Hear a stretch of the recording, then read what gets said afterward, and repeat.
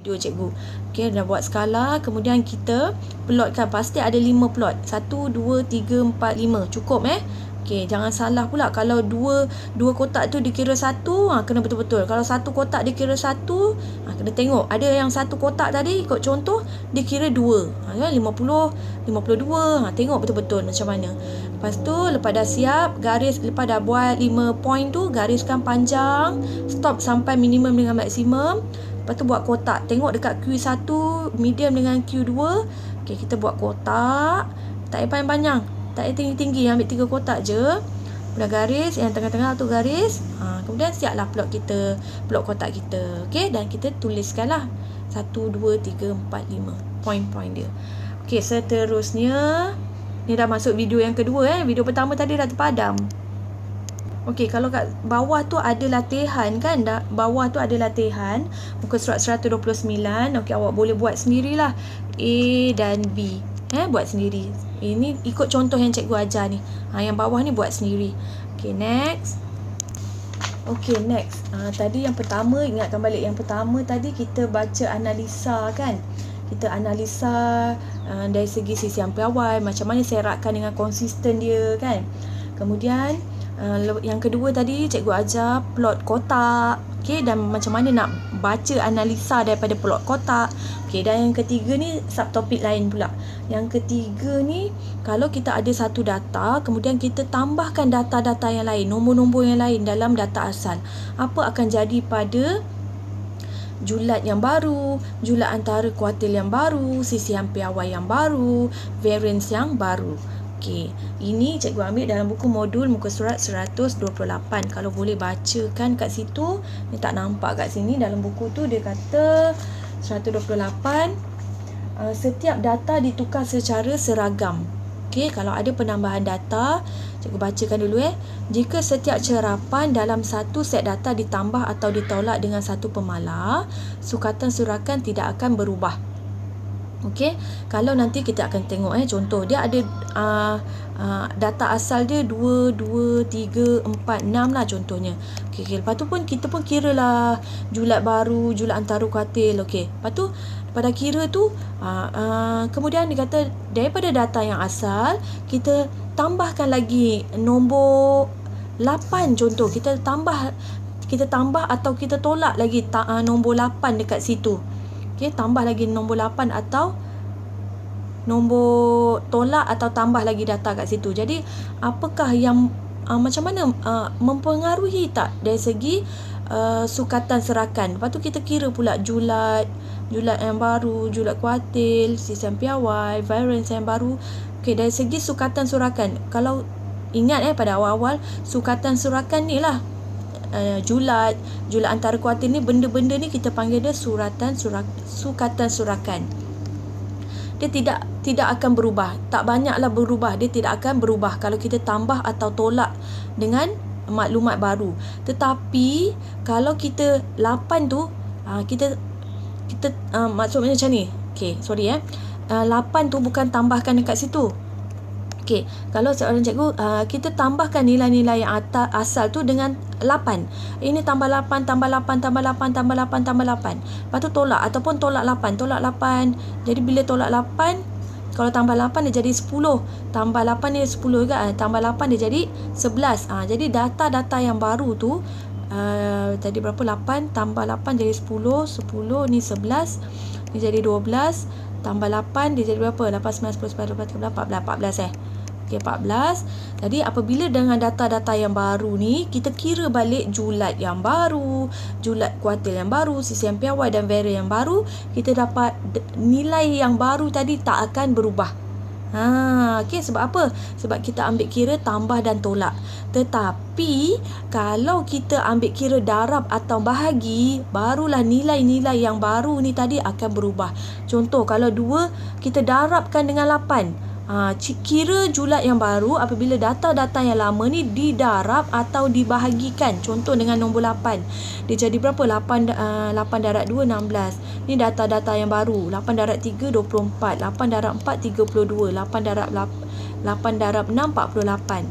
Jadi apabila kita ambil nilai-nilai yang baru ni setelah didarab ataupun dibahagi, Lepas tu kita kira sukatan serakan ni yang baru. So dia mempengaruhi. Dia ada nilai perubahan nilai daripada nilai yang asal. Faham tak Okey, nanti tengoklah nak padam. Nanti kita tengok contoh Jadi jika setiap cerapan tu nombor-nombor tadilah 2, 2, 3, 3, 4 tu cerapan lah. Satu set data didarab atau dibahagi. Ni boleh take note, boleh tulis dalam buku nota, ni poin penting. Dengan sesuatu pemala tu macam didarab dengan 8, dibahagi dengan 8. Sukatan serakan yang baru ni nanti apabila kita kira nilai yang baru, dia akan berubah. Okey, cara nak cepat dia, kalaulah kita dah kira dah julat. Okey, kita dah kira dah julat. Okey, kalaulah kata data-data yang tadi tu didarabkan dengan 8. Okey, didarabkan dengan 8. Jadi cara yang mudah, kita ambil nilai yang asal, julat yang kita dah kira tu. Julat ni macam 4 darab 2 kan, 4 tolak 2 kan julat, 4 tolak 2 dapat 2 kan. Ni julat yang asal. Kemudian kita ambil dia, nak tahu julat yang baru, kita ambil nilai tu, terus darabkan dengan K. K tu pemala. Kalau macam contoh tadi, nilai-nilai ni didarabkan dengan 8. So, teruskan darab dengan 8. Jadi, nilai julat yang baru, sukatan serakan yang baru adalah 16. Tak payahlah kita kira 2 darab 8 dari berapa? 16. Lepas tu dari berapa? 24, 32. So, kita kena kira pula julat yang baru. 32 tolak 16. Dapat 16 juga. Kan? Nak cara cepat, tak payahlah setiap tu nak darabkan dengan 8, lepas tu kira balik yang lama, yang julat yang besar tolak dengan yang kecil. Cara mudah, kita ambil maklumat yang lama, 4 tolak 2 dapat 2 kan. 2 darabkan terus dengan berapa kali ganda yang kita nak ubah daripada data tu, pun dapat 16. Okey, ni cara manual, ini cara cepat. So guna je cara cepat kalau kita dah tahu julat yang asal, nilai-nilai yang asal. Okey, kalau julat, ingat ni, darabkan dengan K. Kalau julat antara kuartil pun sama, ambil julat antara kuartil yang kita kira yang asal, darabkan dengan pemala tu. Okey, sama je cara dia. Sisian piawai pun macam tu. Sisian piawai, ambil yang asal, darabkan dengan pemala tu. Okey, alright. Kalau dia bahagi macam mana? Bahagi pun sama, ambil darabkan dengan hasil bahagi dia tu. Okey, kalau bahagi dengan darab, kita ambil nilai pemala tu. Tapi proses dia mesti darab juga, darab. Walaupun dia bahagi, tapi darab juga dengan nilai yang berapa nilai yang dia bahagi tu. Kalau variance, okey, kalau variance saja lain. Kan variance kan mesti ada kuasa 2 kan, sigma kuasa 2. Jadi untuk mendapatkan variance yang baru, ambil yang asal, tapi 8 tu tadi kena kuasa 2 kan.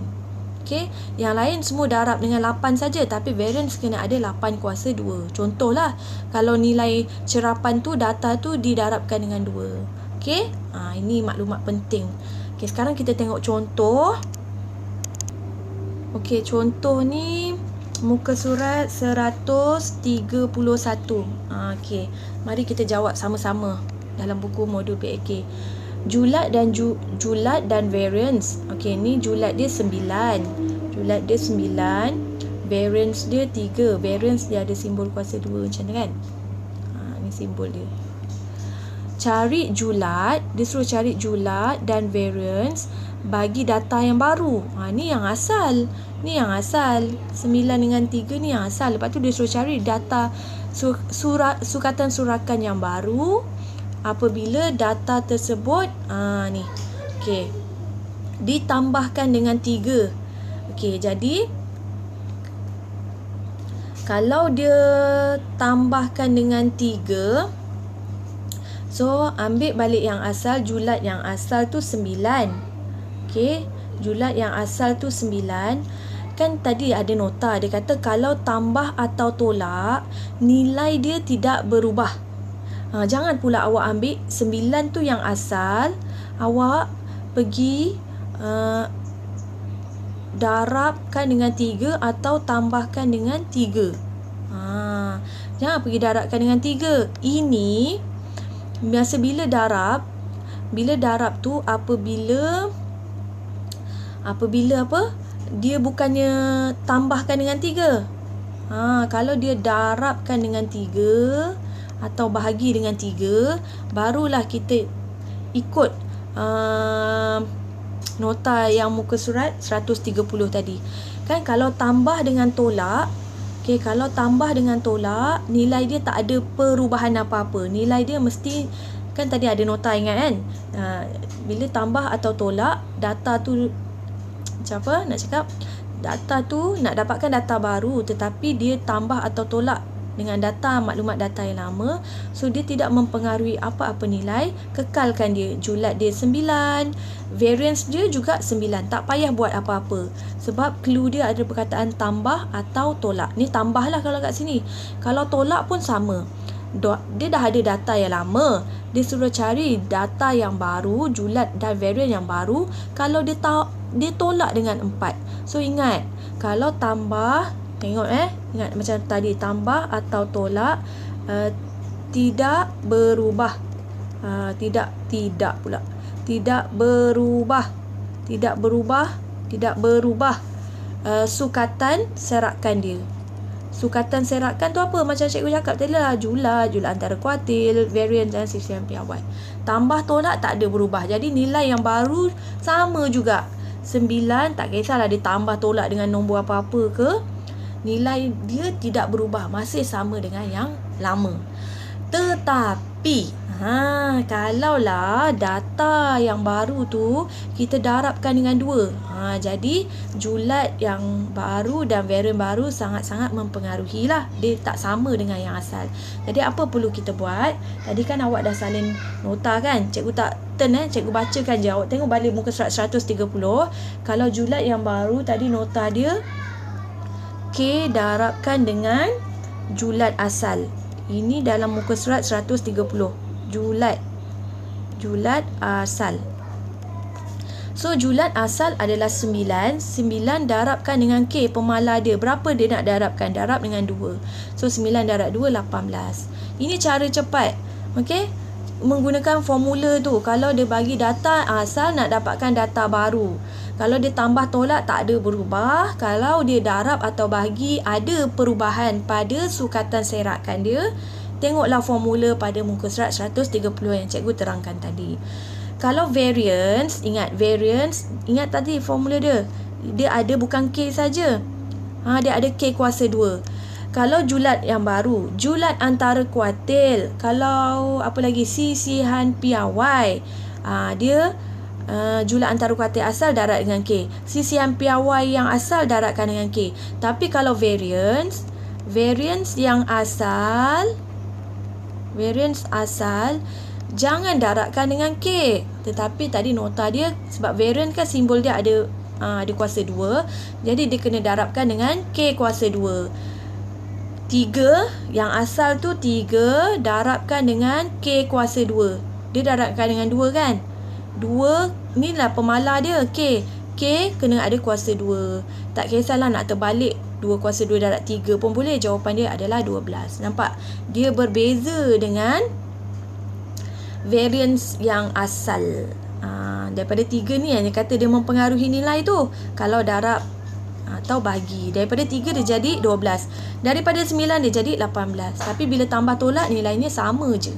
Okey, kalau bahagi pun macam tu. Okey, ni silap tadi Kalau dia bahagi, dia tak buat darab. Kalau bahagi, dia buat bahagi. Jadi julat yang asal bahagikan dengan nilai K. Tadi cikgu kata sama je kan? Tak. Kalau dia bahagi, bukan darab lah. K dia kena bahagi.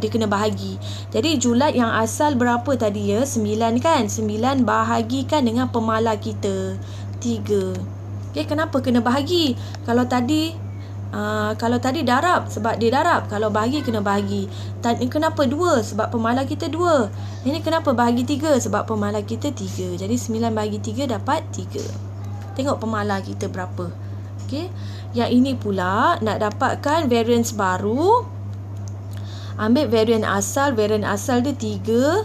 Jangan buat darab, kena bahagi. Sebab dia kata bahagi. Bahagikan bukan bahagi dengan 3 saja. Bahagikan dengan 3 kuasa 2. Sebab variance kan, 3 bahagikan bukan dengan K saja. 3 bahagi K kuasa 2. So dapatlah 1/9 dapat 1/3. Ni jawapan dia. Okey? Okey, boleh faham? Cikgu nak fahamkan, kalau ni konsep yang point yang ketiga ni, pembelajaran yang ketiga ni, kita dah ada data asal, cikgu ulang balik kita nak dapatkan data yang baru. Kalau dia tambah dengan tolak, nilai dia tak ada berubah. Tetapi kalau dia darab ataupun bahagi, dia ada formula yang perlu kita lihat dalam muka surat 130. Okey, kalau variance jangan lupa, kalau dia darabkan dengan K kuasa 2. Kalau dia bahagikan dengan K kuasa 2. Variance saja ada K kuasa 2. Yang lain hanya K sahaja. Okey. Okey, seterusnya. Kalau yang contoh atas tu tadi, muka surat 131 jugalah. Kalau contoh atas tadi senang, dia dah ada data yang asal kan. Habis yang ini kena bermula balik. Contoh yang nombor soalan nombor 8 ni kita bermula balik menggunakan konsep yang kita dah belajar pada minggu lepas tu. Diberi bahawa 3, 4, 5, 7, 9 dia dah susun dah ikut menaik. Okey. Dia suruh cari sisihan piawai. Dia suruh cari sisihan piawai. Ni samalah macam kita dah belajar pada minggu lepas. Kita ingat balik sisihan piawai apa formula dia.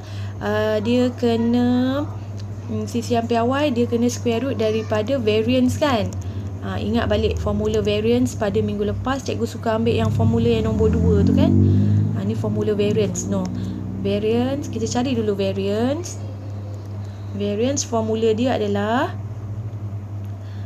yang ni dia gunakan dia gunakan formula yang nombor 1. Cuba kita cikgu nak awak guna formula yang nombor 2. Sekejap cikgu tulis balik, cikgu cari. Okey, ni formula yang nombor 1. Ni formula yang cikgu tak galakkan. Harapnya boleh nampaklah pen merah ni. Ni kalau awak tengok muka surat 125 ni kita dah belajar kan minggu lepas. Okey, ini formula ni boleh juga nak guna formula ni nak cari variance, tapi cikgu tak galakkan lah. Cikgu suruh galakkan ni. Ni memang formula nombor 2 ni ni. Mudah sikit lah nak cari.